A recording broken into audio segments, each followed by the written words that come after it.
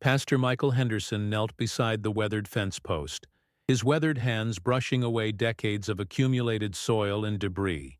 The August heat of 2004 bore down on the abandoned Whitmore FA. What had started as a routine property assessment for his church's potential community garden project had become something far more disturbing. The metal object caught the afternoon light. A tarnished nameplate reading, Dr. Rebecca Martinez, Internal Medicine. Henderson's breath caught as he recognized the name. Every longtime resident of Cedar Ridge remembered Dr. Martinez, the dedicated physician who had vanished without a trace from the rural clinic in October 1988.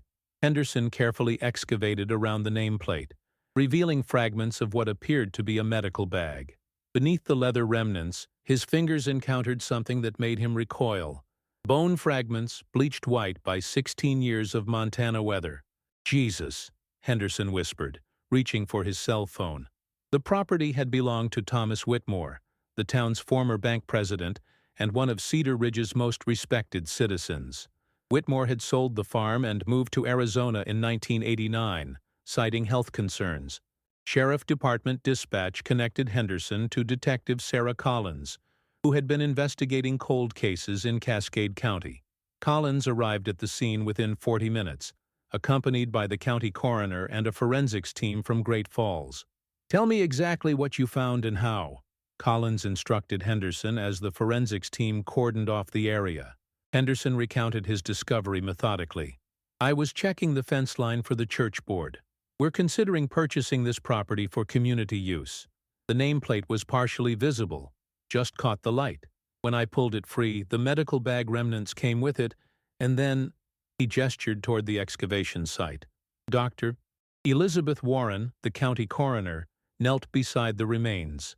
"Definitely human," she confirmed after a preliminary examination. "Adult female based on pelvic structure. I'll need to conduct a full analysis, but these bones have been here for years." Collins photographed the scene meticulously. The location was approximately 300 yards behind the main farmhouse, in an area that would have been concealed from the road and neighboring properties. The nameplate's position suggested it had been buried deliberately rather than lost accidentally. "Dr. Martinez was 40 years old when she disappeared," Collins noted in her field notebook. "She was last seen leaving the Cedar Ridge Clinic on October 15, 1988, around 9:30 p.m. after treating a patient emergency. Her car was found abandoned on Highway 89, but no trace of her was ever discovered." Henderson provided additional context. "Thomas Whitmore was on the clinic board back then, helped fund the facility. He was considered above reproach in this community. Bank president, church deacon, family man." The forensics team completed their preliminary survey by evening. Dr. Warren estimated that based on decomposition and environmental factors, the remains had been interred for approximately 15 to 16 years, consistent with Dr. Martinez's 1988 disappearance. "We'll need to compare dental records," Dr. Warren explained to Collins. "The clinic should have Dr. Martinez's medical files, including dental work records.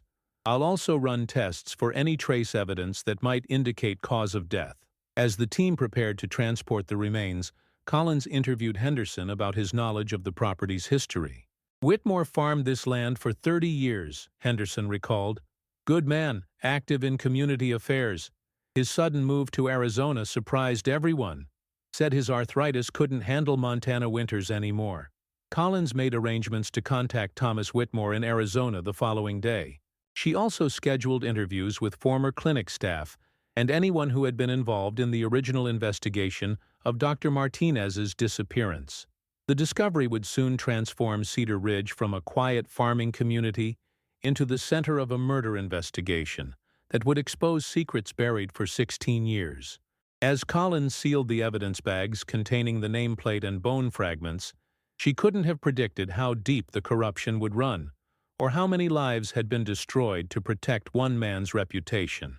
That evening, Henderson called his wife from the scene. "Betty, I think we found Dr. Martinez. After all these years, she was right here on the Whitmore property." Nutter. The weight of the discovery settled over him as he realized that someone in their trusted community had been living with murder for nearly 2 decades. Reopening the past, Detective Sarah Collins arrived at the Cedar Ridge Clinic at 8 a.m. on August 19, 2004. The facility had expanded since 1988, but the original building remained largely unchanged. Dr. Patricia Newman, the current clinic director, met Collins in the main hallway. "We've preserved Dr. Martinez's employment files as you requested," Dr. Newman said, leading Collins to a conference room. "The original investigation was quite thorough, but perhaps fresh eyes will see something different." Collins reviewed the personnel file methodically. Rebecca Martinez had joined the clinic in January 1987 after completing her residency at Denver General Hospital. She was unmarried, lived alone in a rental apartment on Maple Street, and maintained an impeccable professional record. She was dedicated to her patients, Dr. Newman explained, often stayed late to handle emergencies. The night she disappeared, she was treating Maria Hernandez's daughter for pneumonia. Maria was the last person to see her alive. The original police report, filed by Sheriff Robert Hayes, described Dr. Martinez as having left the clinic around 9:30 p.m. on October 15, 1988. Her 1985 Honda Accord was discovered the next morning on Highway 89, approximately 12 miles south of town, with no signs of struggle or mechanical failure. Collins studied the timeline carefully. Who was on the clinic board in 1988? Dr. Newman consulted her records. Thomas Whitmore served as board president. Father James McCarthy represented the Catholic community. Mrs. Eleanor Davis from the Women's Auxiliary, and Dr. Harold Brennan, who retired in 1995. The investigation file contained statements from each board member. Whitmore's interview, conducted by Sheriff Hayes on October 18, 1988, indicated that he had left his bank office at 6 p.m. that evening and gone directly home to his farm. His wife, Margaret Whitmore, confirmed his presence at dinner and throughout the evening. Collins noted several inconsistencies in the original investigation. Sheriff Hayes had focused primarily on the theory that Dr. Martinez had been abducted by passing strangers, despite the lack of evidence supporting random violence. No thorough search of local properties had been conducted. At 10:30 a.m., Collins interviewed Maria Hernandez at her home on Pine Street. Hernandez, now 68 years old, remembered the evening clearly. "Dr. Martinez stayed past closing to see my daughter Sophia," Hernandez recalled. "Sophia had high fever, bad cough. The doctor was so kind, so careful. She said Sophia needed antibiotics and rest." Collins pressed for details about Dr. Martinez's demeanor and any unusual circumstances. "She seemed worried about something that night," Hernandez remembered. "Not about Sophia, something else. She kept checking her watch, looking out the window." The conversation revealed a crucial detail absent from the original report. Dr. Martinez mentioned that someone was supposed to meet her after she finished with Sophia. She said it was about clinic business. Collins felt a surge of interest. "Did she say who?" "No, but she seemed nervous about it. Not scared exactly, but concerned." That afternoon, Collins drove to the Cascade County Sheriff's Office to review the original evidence. Sheriff Hayes had retired in 1999, but his successor, Sheriff David Morrison, had maintained the cold case files. The evidence box contained Dr. Martinez's personal effects from her apartment, photographs of her abandoned vehicle, and witness statements. Collins noticed that no financial records had been examined, and no investigation into clinic business affairs had been conducted. At 3:00 p.m., Collins placed a call to Thomas Whitmore in Phoenix, Arizona. Whitmore, now 78 years old, agreed to speak with her by phone. "Dr. Martinez was an excellent physician," Whitmore said when Collins explained the reason for her call. "Her disappearance was a tragedy for our community. I supported the police investigation fully at the time." Collins asked about the clinic's financial situation in 1988. "We were expanding services, building the pediatric wing," Whitmore explained. "The project required significant fundraising and bank financing. Dr. Martinez was supportive of our expansion plans." When Collins mentioned the discovery of remains on his former property, Whitmore expressed shock and concern. "That's horrible. I had no knowledge of anything like that. The property was working farmland. We used that area for cattle grazing." Collins probed further. The remains were found in a relatively isolated area behind your farmhouse. Did you notice any disturbances to the ground in late 1988 or early 1989? Whitmore paused before answering. Detective, I was 60 years old then, managing both the bank and the farm. I can't remember every detail about my property from 16 years ago. The conversation ended with Whitmore agreeing to provide a more detailed statement if Collins decided to visit Arizona. As Collins hung up the phone, she noted Whitmore's defensive tone and his careful phrasing when discussing the timeline. That evening, Collins reviewed the clinic's financial records from 1988. The pediatric wing construction had indeed required substantial funding, $2.3 million in total costs. The project had been completed in March 1989, 5 months after Dr. Martinez's disappearance. Collins cross-referenced the construction timeline with Whitmore's bank records, which were public documents due to the federal loan guarantees involved. She discovered that the final construction payment had been approved on October 16, 1988, the day after Dr. Martinez disappeared. The timing was too convenient to ignore. Collins scheduled interviews with the surviving clinic board members and began preparing for a trip to Arizona to question Thomas Whitmore in person. Something about the clinic expansion and Dr. Martinez's disappearance was connected, and Collins was determined to uncover the truth. Buried Secrets. On August 21, 2004, Detective Collins met with Dr. Harold Brennan at his retirement home in Great Falls. The 74-year-old former clinic board member retained sharp memories of the events surrounding Dr. Martinez's disappearance. Rebecca was asking questions about the construction contracts, Dr. Brennan revealed after Collins explained the investigation's progress. She had concerns about the bidding process for the pediatric wing. Collins leaned forward. This was the first indication that Dr. Martinez might have uncovered financial irregularities. What kind of concerns? She noticed that Whitmore Construction, Thomas's son's company, had been awarded the contract despite submitting a bid significantly higher than 2 other contractors. Brennan explained. Rebecca brought this to my attention about a week before she disappeared. The revelation transformed Collins's understanding of the case. Dr. Martinez hadn't been the victim of random violence. She had been eliminated because she had discovered corruption in the clinic's construction project. Collins obtained copies of the original construction bids from the county building department. Whitmore Construction's bid of $2.3 million was indeed $400,000 higher than the next closest competitor, Morrison and Associates from Billings. That afternoon, Collins interviewed Eleanor Davis, now 81 years old, and residing in the Cedar Ridge nursing home. Davis remembered the board meetings from 1988 with surprising clarity. Thomas pushed hard for his son's company, Davis recalled. He said local contractors deserved preference, and that quality was more important than cost. Father McCarthy and I went along with his recommendation. He was the bank president, after all. Collins asked about Dr. Martinez's involvement in the decision. Rebecca wasn't happy about it, Davis admitted. She said we had a responsibility to spend donation money wisely. She wanted to review all the documentation before the final vote. The timeline became clearer. The board meeting to approve the construction contract had been scheduled for October 18, 1988, 3 days after Dr. Martinez disappeared. Without her presence to object, Whitmore's son's company received the contract unanimously. Collins drove to the Cedar Ridge Public Library to research Whitmore Construction's business history. The company had been established in 1985 by James Whitmore, Thomas's eldest son, and had received several large contracts from projects involving Thomas Whitmore's bank financing. Library records showed that Whitmore Construction had declared bankruptcy in 1992, owing substantial debts to suppliers and subcontractors. James Whitmore had moved to California shortly afterward and had not returned to Montana. At 4:00 p.m., Collins received a call from Dr. Elizabeth Warren with preliminary results from the forensic examination.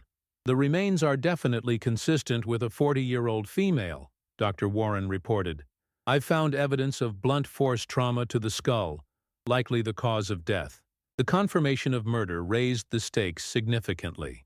Collins requested that Dr. Warren expedite dental record comparisons to confirm the victim's identity, though both investigators were confident they had found Dr. Rebecca Martinez. Collins spent the evening reviewing phone records from the Cedar Ridge Clinic for October 1988. The records showed several calls between the clinic and Whitmore's bank in the days leading up to Dr. Martinez's disappearance, including one call lasting 22 minutes on October 14th, the day before she vanished.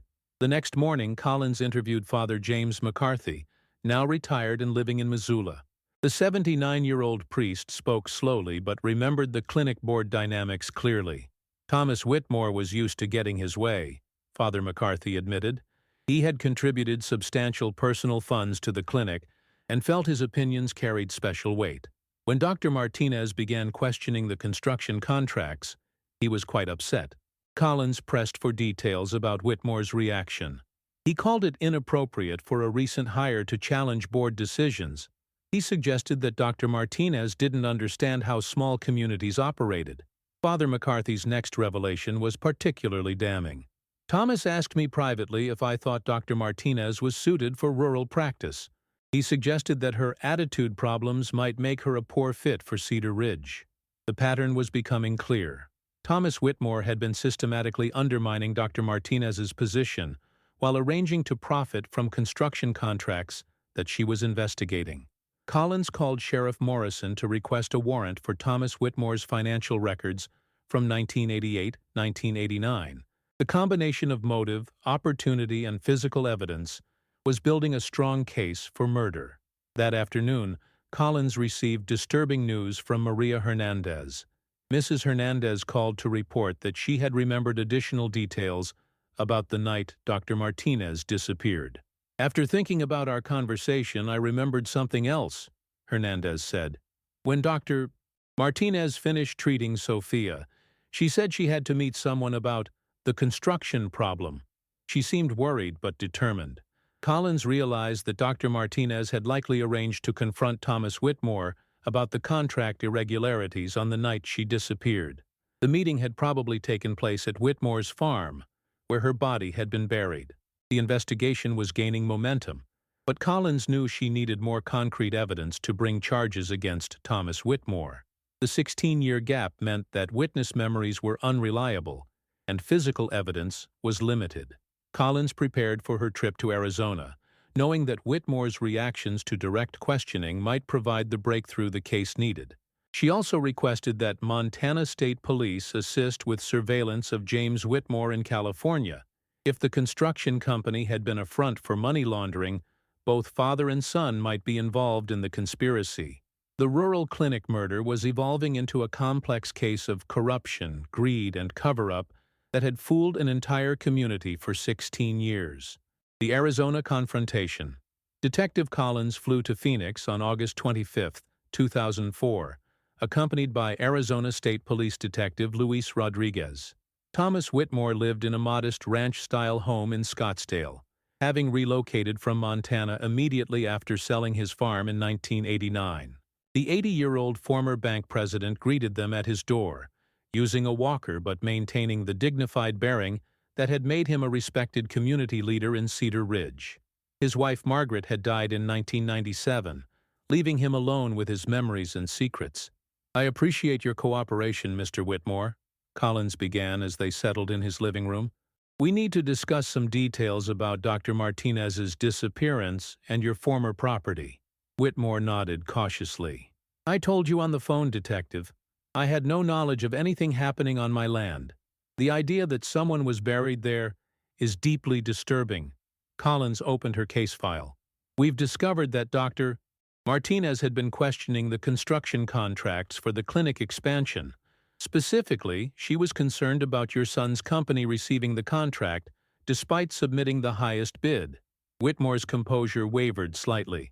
Rebecca was new to rural health care. She didn't understand that supporting local businesses was important for community stability. Supporting local businesses by overpaying them by $400,000 in donated funds? Collins pressed. "That's not community support. That's fraud." Detective Rodriguez took notes as Collins continued the interrogation. We have witness statements indicating that Dr. Martinez had arranged to meet someone about the construction problem on the night she disappeared. Who did she meet with, Mr.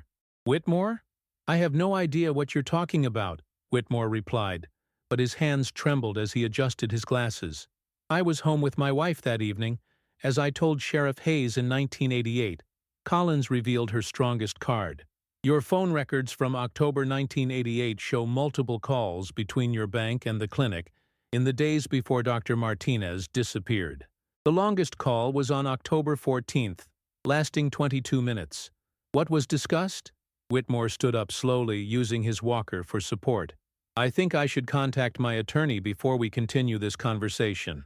The request for legal counsel confirmed Collins's suspicions that Whitmore was hiding crucial information. However, Detective Rodriguez advised against pressing further without proper legal notifications. Collins left her contact information with Whitmore and advised him not to leave Arizona without informing law enforcement. As they drove away from the residence, Rodriguez shared his observations. He knows more than he's saying, Rodriguez confirmed. His body language changed completely when you mentioned the phone calls and the meeting. He's scared.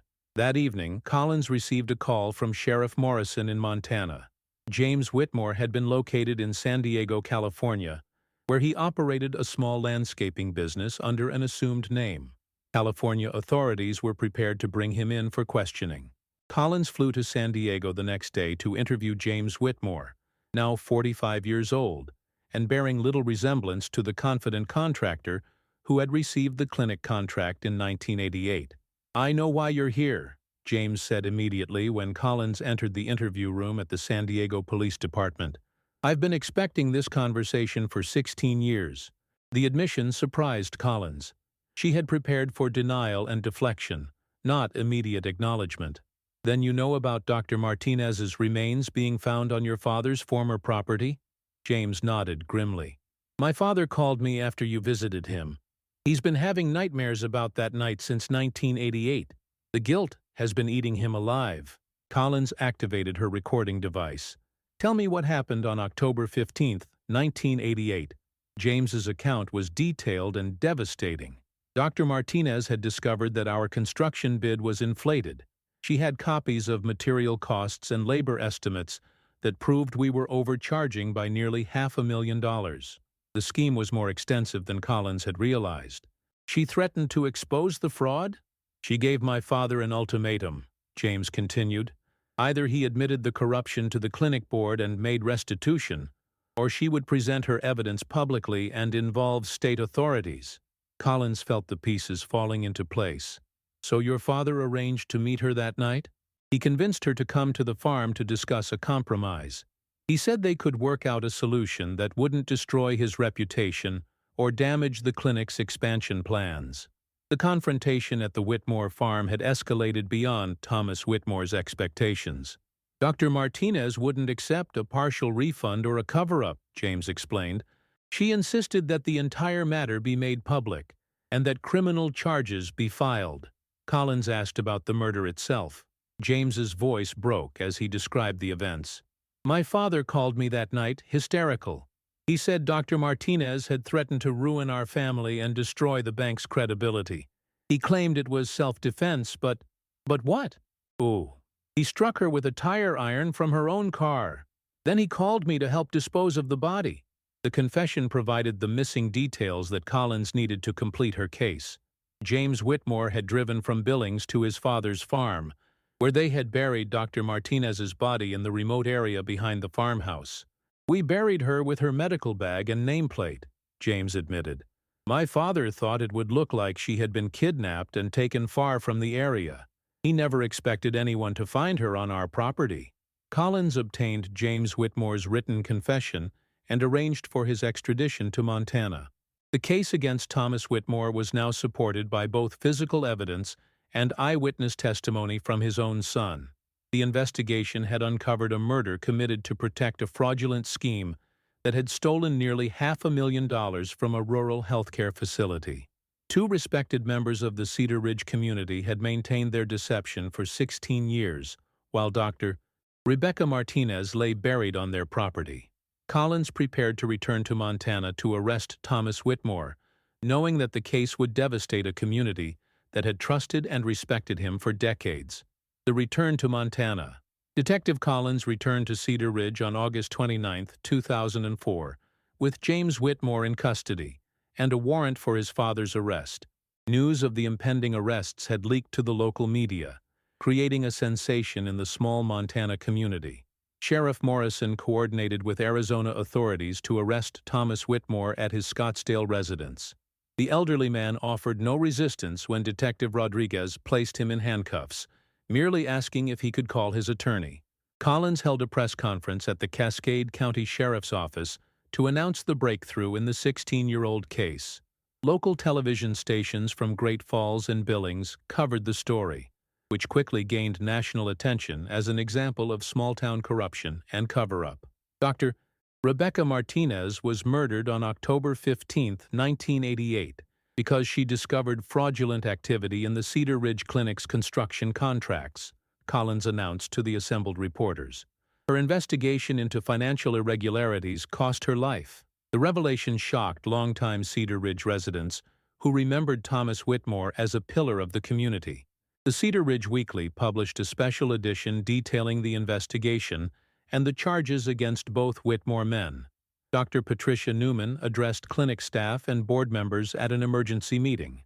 Dr. Martinez died trying to protect the integrity of our institution, Newman said. We owe her memory the complete truth about what happened.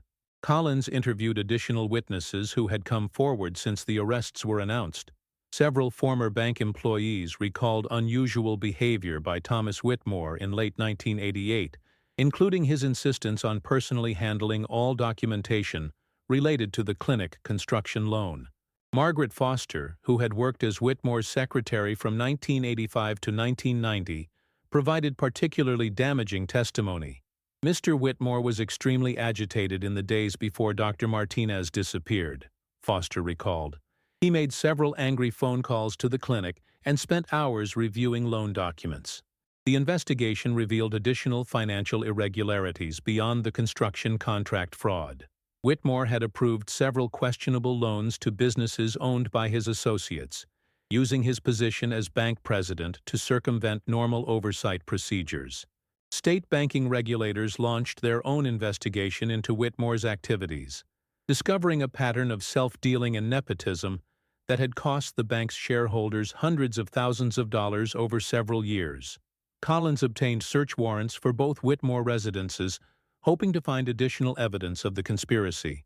At Thomas Whitmore's former Cedar Ridge home, now owned by another family, investigators discovered documents hidden in the basement that detailed the construction contract negotiations.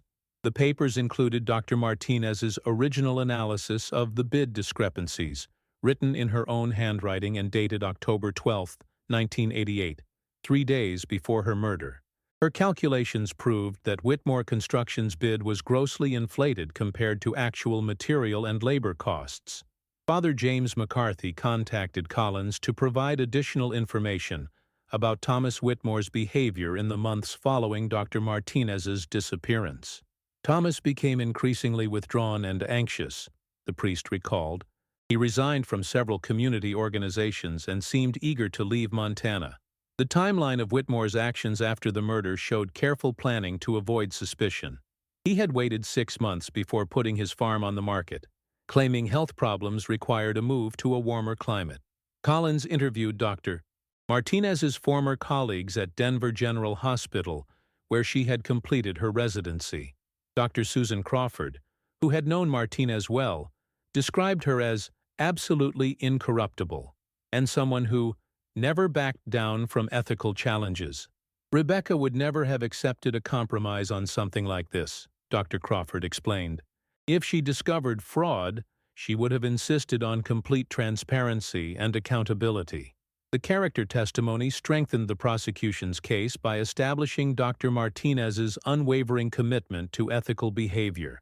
Thomas Whitmore had underestimated her resolve when he attempted to negotiate a cover-up. Collins received confirmation from Dr. Elizabeth Warren that dental records had positively identified the remains as those of Dr. Rebecca Martinez. The forensic examination also revealed that she had been struck multiple times, indicating a violent struggle before her death. On September 3, 2004, both Thomas and James Whitmore were arraigned in Cascade County District Court. Thomas Whitmore pleaded not guilty to first-degree murder and fraud charges, while James Whitmore entered a plea agreement in exchange for his testimony against his father. The case attracted attention from national media outlets interested in the story of corruption in rural America. CBS News sent a correspondent to Cedar Ridge to interview residents about their shock at learning the truth about Thomas Whitmore. He was like a father figure to many people in this community, longtime resident Betty Henderson told the reporter. To learn that he was capable of murder is devastating. Collins continued gathering evidence for the upcoming trial, knowing that the prosecution would need to prove premeditation and demonstrate the extent of the financial fraud that motivated the murder.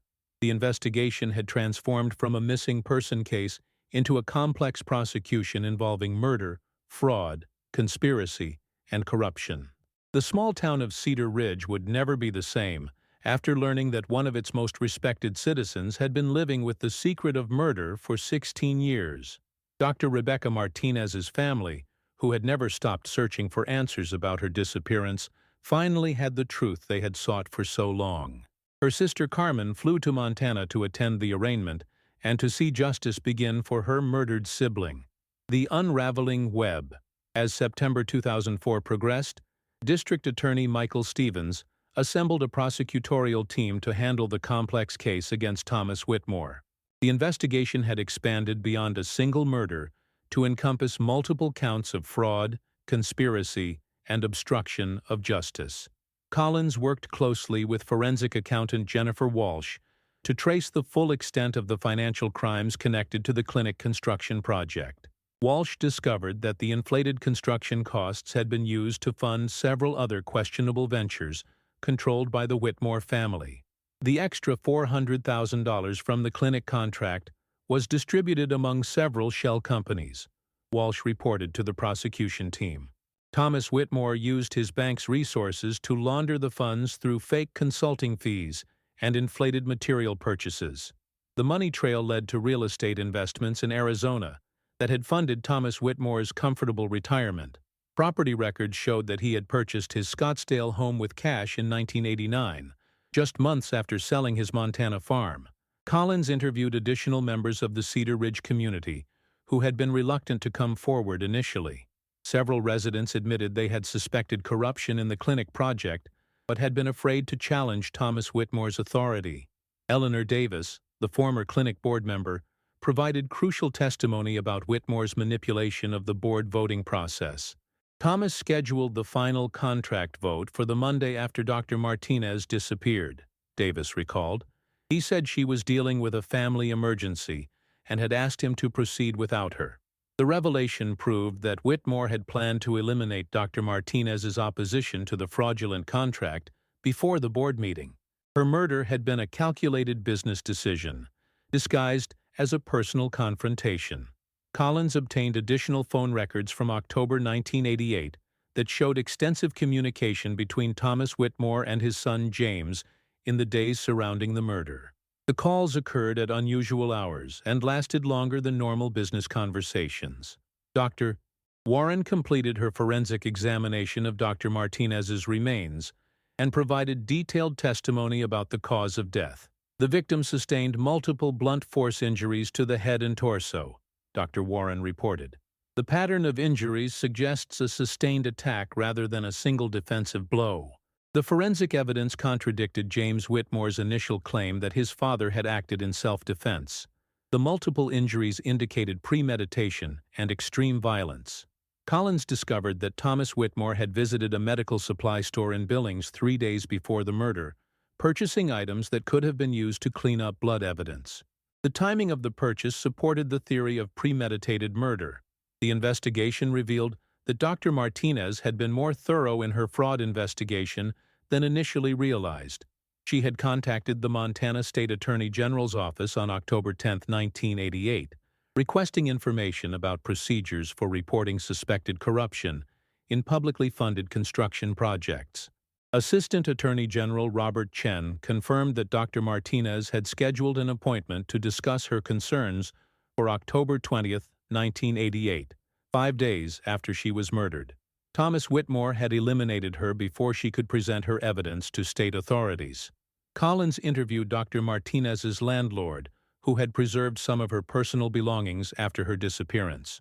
Among her papers were detailed financial analyses of the clinic construction project, including cost comparisons with similar facilities in Montana and surrounding states. Dr. Martinez's research proved that the Cedar Ridge Clinic expansion should have cost approximately $1.4 million, not the $2.3 million charged by Whitmore Construction. Her documentation provided concrete proof of the fraud that had motivated her murder. The prosecution team discovered additional victims of Thomas Whitmore's banking practices. Several small business owners came forward to report questionable loans and financial arrangements that had benefited Whitmore's associates at the expense of legitimate borrowers. Collins interviewed Maria Santos, a former bank employee who had been fired in 1989 after questioning some of Whitmore's lending decisions. "Mr. Whitmore approved loans that didn't meet standard criteria," Santos explained. "When I raised concerns about documentation, he said I didn't understand small-town banking relationships." More. Santos had been too intimidated to report her concerns to regulatory authorities at the time, but she preserved copies of suspicious loan documents that demonstrated a pattern of favoritism and possible fraud. The case against Thomas Whitmore was becoming stronger with each new revelation. The prosecution had physical evidence, eyewitness testimony, financial records, and forensic analysis that painted a clear picture of murder for financial gain. Collins prepared for Thomas Whitmore's eventual trial by organizing the complex evidence into a coherent narrative. The story of Dr. Rebecca Martinez's murder was really the story of how corruption and greed had infected a trusted community institution. James Whitmore provided additional details about his father's behavior after the murder. "He made me promise never to discuss that night with anyone," James testified during his plea hearing. "He said it would destroy our family and hurt innocent people in the community." The cover-up had been systematic and thorough, involving the destruction of evidence, the manipulation of witnesses, and the use of Thomas Whitmore's community standing to deflect suspicion. Only the accidental discovery of Dr. Martinez's remains had finally brought the truth to light. As October 2004 approached, Collins felt confident that justice would finally be served for Dr. Rebecca Martinez. The investigation had uncovered not just a murder, but an entire system of corruption that had operated in plain sight for years. Trial preparation and revelations. In October 2004, District Attorney Michael Stevens announced that Thomas Whitmore would face trial for first-degree murder, fraud, and conspiracy charges. The case had become the most significant criminal prosecution in Cascade County history. Collins worked with the prosecution team to organize testimony from more than 30 witnesses. The complex case required careful coordination between multiple law enforcement agencies and forensic specialists. Defense attorney Patricia Hamilton, representing Thomas Whitmore, filed motions challenging the admissibility of evidence obtained from the 16-year-old crime scene. Hamilton argued that the extended time period had compromised the integrity of physical evidence. Judge Robert McKenna scheduled extensive pretrial hearings to address the defense challenges. The prosecution needed to demonstrate that forensic evidence remained scientifically valid despite the passage of time. Dr. Elizabeth Warren testified about the preservation of bone evidence in Montana's climate conditions. Cold, dry conditions actually help preserve forensic evidence, Warren explained. The remains show clear evidence of blunt force trauma that caused death. Collins received additional support from the FBI's forensic laboratory, which confirmed trace evidence findings from Dr. Martinez's remains.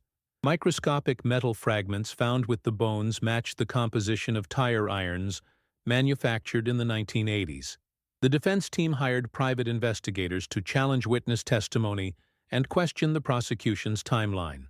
Hamilton focused on Thomas Whitmore's advanced age and health problems as mitigating factors. "My client is 80 years old with multiple health conditions," Hamilton argued during pretrial proceedings. The stress of this prosecution could prove fatal to an elderly man who has lived as a respected community member for decades. Judge McKenna rejected the defense request to dismiss charges based on Whitmore's age, ruling that advanced age alone did not preclude prosecution for serious felonies. Collins discovered additional evidence of Whitmore's consciousness of guilt through interviews with his Arizona neighbors. Several residents recalled Whitmore's nervous behavior whenever news reports mentioned missing person cases or cold case investigations. Margaret Phillips, who lived next door to Whitmore in Scottsdale, provided damaging testimony about his reaction to television programs about unsolved murders. Thomas would become visibly agitated and leave the room whenever these shows came on, Phillips recalled. The prosecution team obtained expert testimony from Dr. Robert Chen, a specialist in forensic psychology, who explained how guilty knowledge manifests in behavioral patterns over time. James Whitmore's cooperation with prosecutors provided crucial inside information about his father's actions following the murder. James testified that Thomas had destroyed Dr. Martinez's medical records and personal items that had been left at the clinic. "My father went to the clinic the night after she was killed," James revealed during a prosecution interview. He removed her personal belongings and any documentation related to the construction investigation. The systematic destruction of evidence demonstrated Thomas Whitmore's awareness that he had committed a serious crime and his determination to avoid detection. Collins interviewed retired Sheriff Robert Hayes, who had conducted the original investigation in 1988. Hayes admitted that he had accepted Thomas Whitmore's account without sufficient scrutiny. "Tom Whitmore was the bank president and a respected community leader," Hayes explained.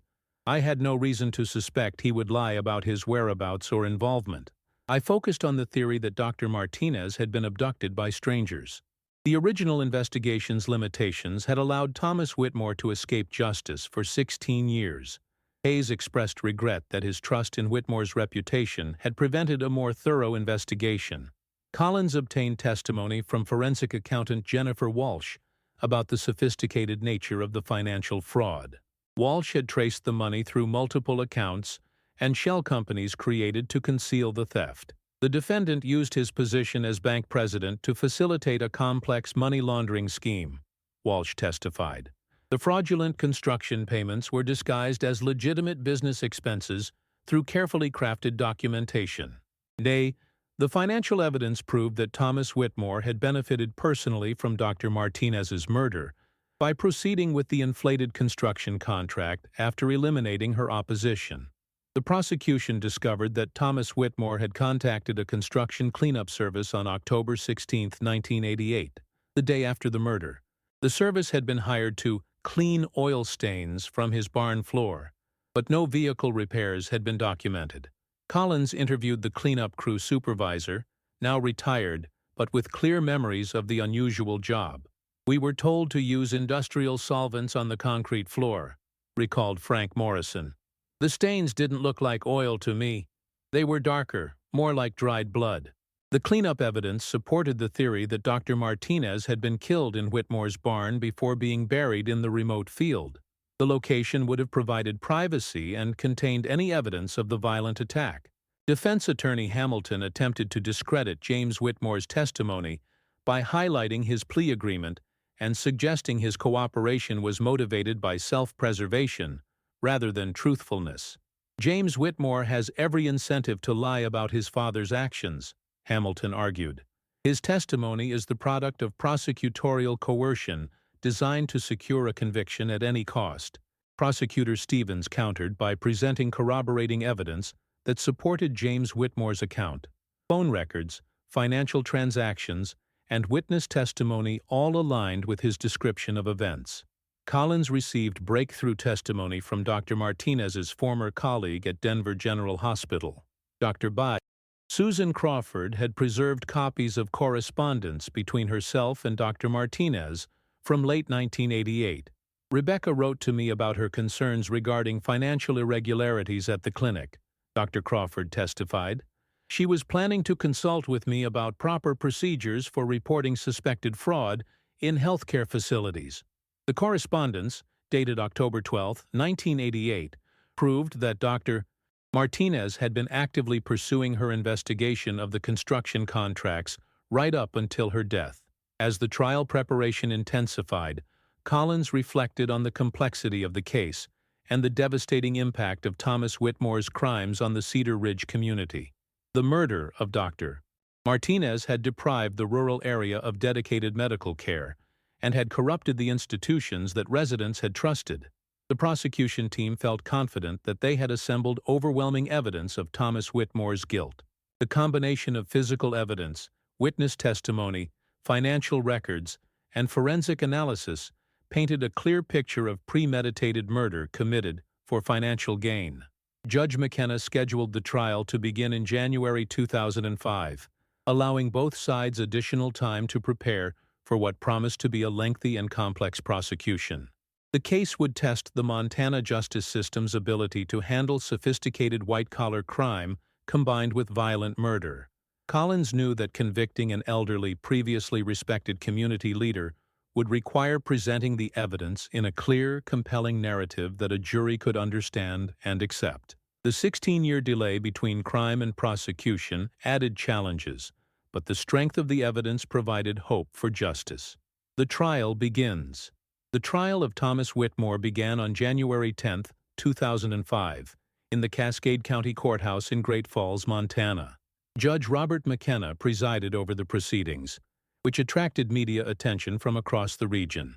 District Attorney Michael Stevens delivered the opening statement for the prosecution, outlining the systematic murder and cover-up that had concealed Dr. Rebecca Martinez's death for 16 years. Dr. Rebecca Martinez was murdered because she refused to remain silent about corruption, Stevens told the jury. Thomas Whitmore killed her to protect a fraudulent scheme that enriched his family at the expense of a rural health care facility. Defense attorney Patricia Hamilton countered by portraying her client as a frail, elderly man who had dedicated his life to community service. Thomas Whitmore spent 40 years building the Cedar Ridge community, Hamilton argued. The prosecution's case relies on the unreliable testimony of his own son, who has every reason to lie to save himself. The prosecution's first witness was Pastor Michael Henderson, who described discovering Dr. Martinez's remains on the former Whitmore property. Henderson's emotional testimony established the foundation for the physical evidence. Detective Sarah Collins took the stand to present the investigation's findings.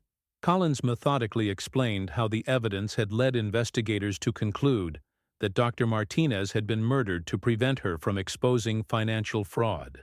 Dr. Martinez had documented proof that Whitmore Construction's bid was inflated by approximately $400,000, Collins testified. She was prepared to present this evidence to state authorities when she was killed. Dr. Elizabeth Warren provided forensic testimony about the condition of Dr. Martinez's remains and the cause of death. Warren's detailed analysis of the bone evidence proved that the victim had died from multiple blunt force injuries. The pattern of fractures indicates that the victim was struck repeatedly with a heavy object, Warren testified. The injuries were inconsistent with self-defense or accidental death. James Whitmore took the stand as the prosecution's key witness, providing inside details about his father's actions on the night of the murder. His testimony was devastating to the defense case. "My father called me around 11 p.m. on October 15, 1988, James testified. He was hysterical, saying that Dr. Martinez was dead and that he needed my help. When I arrived at the farm, I found her body in the barn." James described helping his father bury Dr. Martinez's body in the remote field behind the farmhouse. The two men had worked through the night to conceal the evidence of the murder. "My father said Dr. Martinez had threatened to ruin our family and destroy the bank," James continued. "He claimed she had attacked him first, but I could see that wasn't true. She had been beaten severely." Defense attorney Hamilton cross-examined James Whitmore aggressively, attempting to undermine his credibility and suggest that his testimony was fabricated to secure a favorable plea agreement. "Isn't it true that you're testifying against your father to avoid spending the rest of your life in prison?" Hamilton demanded. James maintained his composure. "I'm testifying because 16 years of lies and guilt have destroyed my family. Dr. Martinez deserves justice, and the community deserves the truth." Forensic accountant Jennifer Walsh testified about the financial fraud that had motivated the murder. Walsh's analysis proved that the inflated construction contract had generated substantial illegal profits for the Whitmore family. The defendant used his position as bank president to approve fraudulent payments totaling $423,000, Walsh testified. These funds were then laundered through shell companies controlled by his son. The prosecution presented evidence of Thomas Whitmore's behavior after the murder, including his sudden decision to sell the farm and move to Arizona. Several witnesses testified about his nervous behavior and reluctance to discuss Dr. Martinez's disappearance. Maria Hernandez provided emotional testimony about her final conversation with Dr. Martinez on the night of the murder. Hernandez described the doctor's concern about meeting someone regarding the construction problem. Dr. Martinez was worried but determined, Hernandez testified through tears. She said she had to do what was right, even if it was difficult. I never saw her alive again. Former clinic board members testified about Thomas Whitmore's manipulation of the contract approval process and his efforts to discredit Dr. Martinez's concerns about financial irregularities. Eleanor Davis described how Whitmore had scheduled the final vote for after Dr. Martinez's disappearance. Thomas said Dr. Martinez had to leave town suddenly for a family emergency, Davis recalled. He convinced us to proceed without her input. Dr. Patricia Newman, the current clinic director, testified about the impact of the fraud on the healthcare facility. The inflated construction costs forced us to reduce services and delay equipment purchases, Newman explained. Dr. Martinez's murder literally cost lives in our community. The prosecution's case methodically demonstrated that Thomas Whitmore had committed premeditated murder to conceal financial crimes that had enriched his family while harming the rural community he had claimed to serve.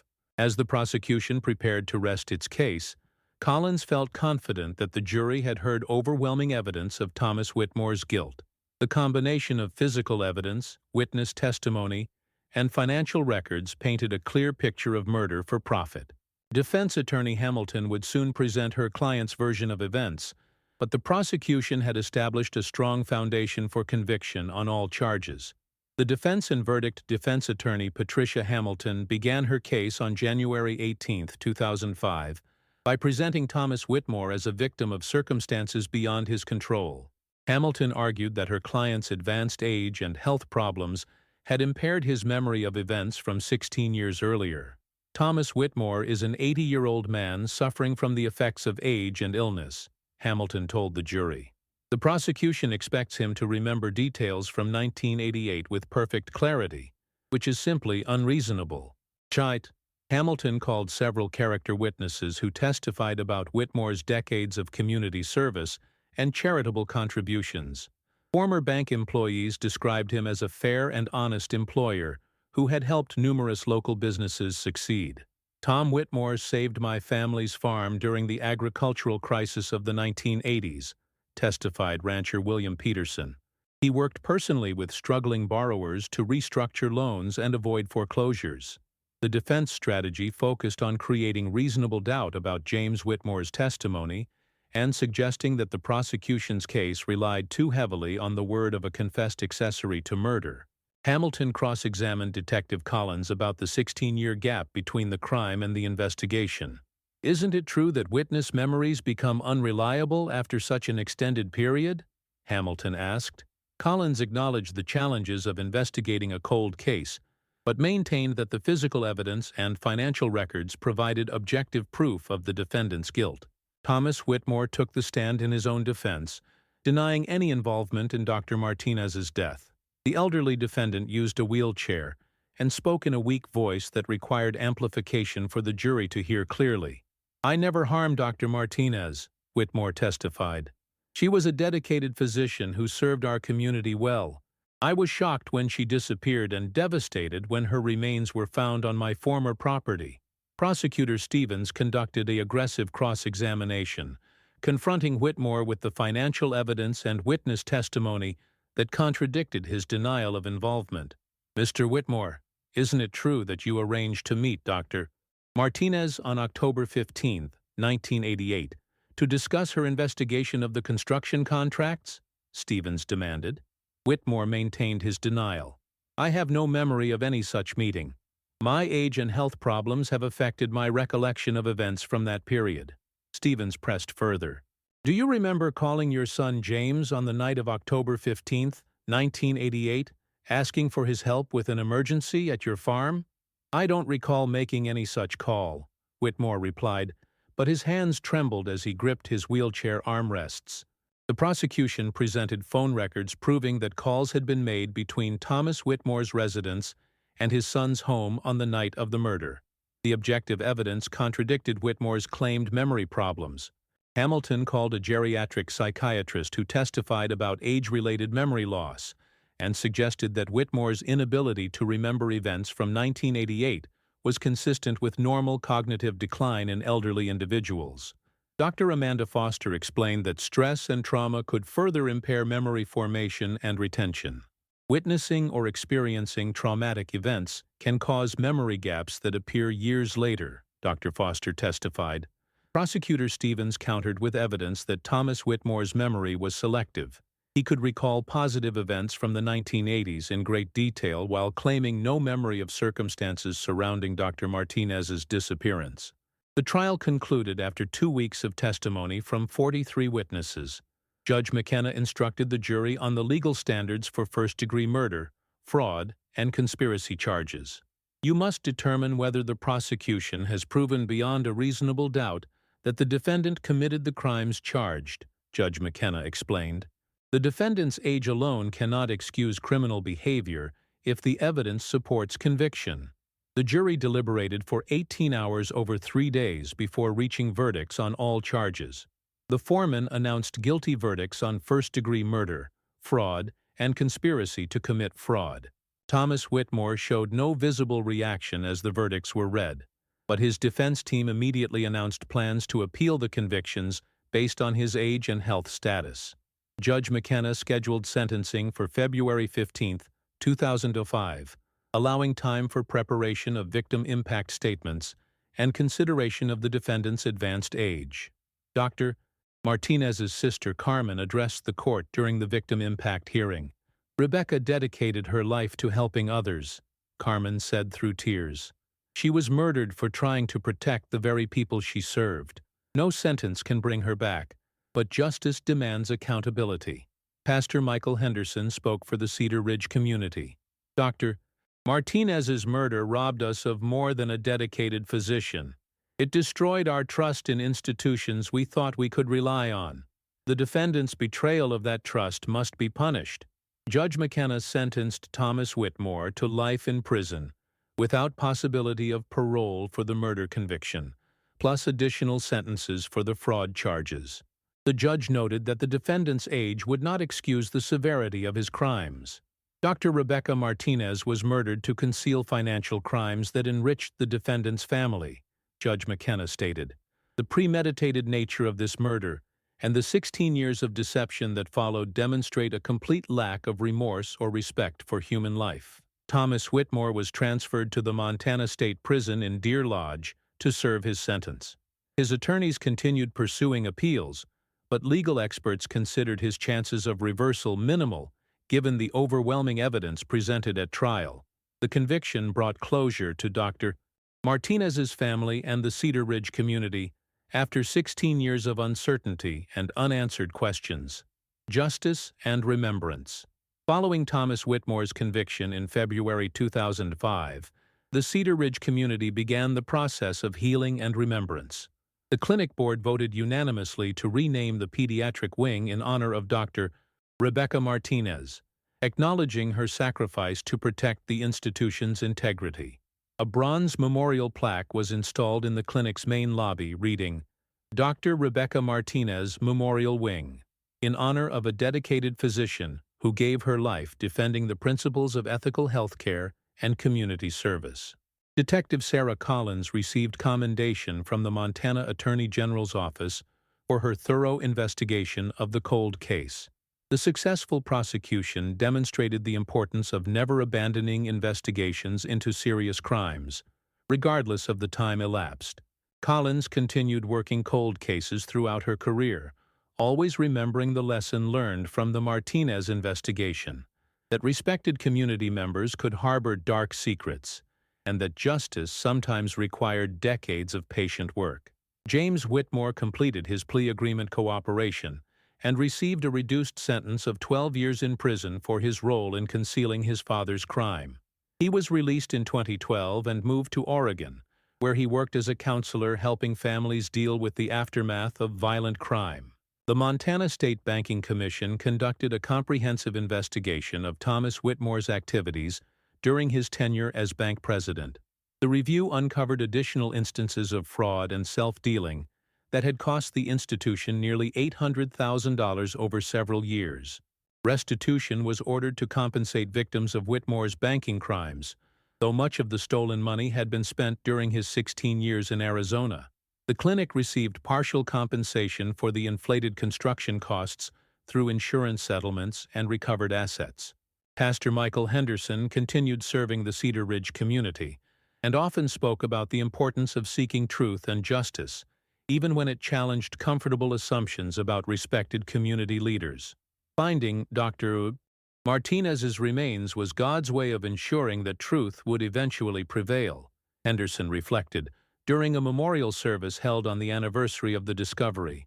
Her death was not in vain, if we learn to demand accountability from those we trust with power. The case became a subject of study in law enforcement training programs, illustrating how financial crimes can escalate to violence when perpetrators feel threatened with exposure. The Martinez murder demonstrated the importance of thorough investigation techniques in complex cases involving respected community figures. Dr. Martinez's story was featured in several true crime publications and television documentaries, ensuring that her dedication to ethical healthcare would be remembered beyond the Cedar Ridge community where she had served. The University of Montana Medical School established the Rebecca Martinez Memorial Scholarship for students committed to rural healthcare practice. The scholarship emphasized the importance of ethical behavior and community service in medical practice. Carmen Martinez, Dr. Martinez's sister, became an advocate for healthcare fraud prevention and victim rights. She testified before Congress about the need for stronger oversight of publicly funded healthcare projects and the importance of protecting whistleblowers who expose corruption.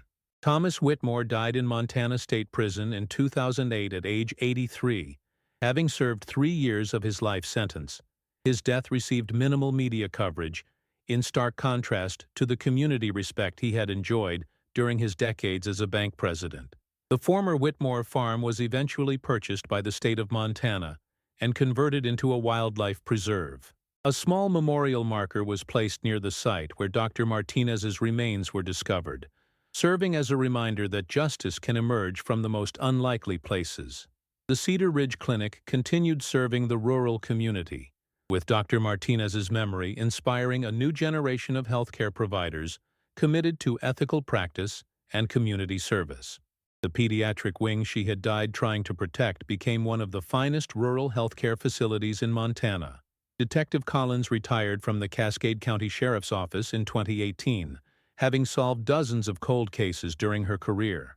She always considered the Martinez investigation her most important work, proving that persistence and thorough investigation could overcome even the most sophisticated attempts to conceal the truth. The case served as a reminder that small communities are not immune to serious crimes, and that the most trusted community leaders can be capable of terrible acts when their interests are threatened. Dr. Rebecca Martinez's dedication to truth and ethical behavior cost her life, but her sacrifice ultimately exposed corruption that had infected the very institutions meant to serve and protect the community.